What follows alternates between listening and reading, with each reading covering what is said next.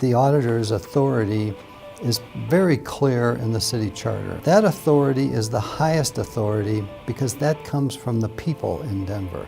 It's really the people of Denver saying that you have the authority to conduct these kinds of audits.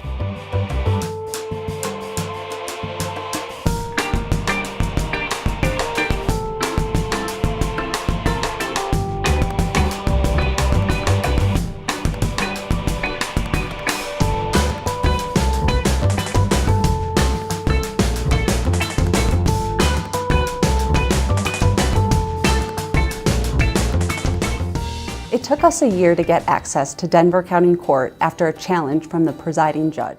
Eventually, we were able to assert the Auditors Authority according to the charter. Our audit of Denver County Court was important because it found flaws in the court's administration that led to thousands of cases being closed incorrectly.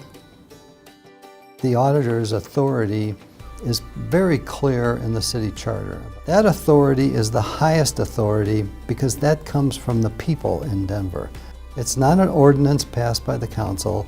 It's not an executive order issued by the mayor. It's really the people of Denver saying that you have the authority to conduct these kinds of audits. Yeah, since taking office in 2015, a number of times I've had agencies challenge the Auditor's Authority to conduct an audit of their department or their agency. The Denver County Court is really the most recent one that challenged our authority to conduct an audit.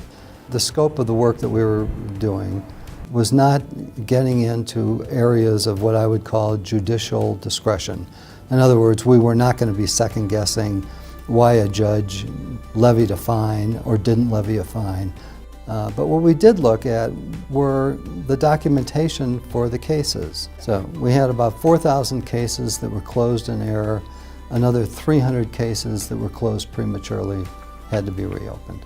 That's a symptom of a bigger problem, which is really how are you managing these cases from cradle to grave, so to speak. We found several case files with missing documentation of key courtroom actions, including the suspension of fines and penalties, the cancellation and reinstatement of a protection order, and defendants' acknowledgments of the terms of probation. Another area where we found some problems were there's a lack of segregation of duties and how cash and checks are handled. We have the same people doing conflicting duties, if you will. We made the recommendation that these duties be separated. I know the court did not agree with that. They felt there was a budgetary problem there. But I do think the budgetary process in Denver would allow for them to be able to address this issue. The zoo, for example, challenged our authority to conduct an audit. They had never been audited, to my knowledge, by the Denver auditor. Again, I think it's fairly clear in the cooperative arrangement between the zoo and the city and county of Denver that the auditor has that kind of authority. Eventually, we were able to gain access and conduct an audit. I thought the audit was well received by the zoo. Their actual compliance with the recommendations that we made was very good. The court felt that their current policies and procedures were adequate to mitigate the kind of risks that we were talking about. And we strongly disagree with that statement, so much that we wrote an addendum to the audit report, which is not rare, but it's not a normal occurrence for us to really write an addendum, really re-emphasizing that their current policies and procedures do not mitigate the kind of risks that we were talking about. We make recommendations to mitigate risks.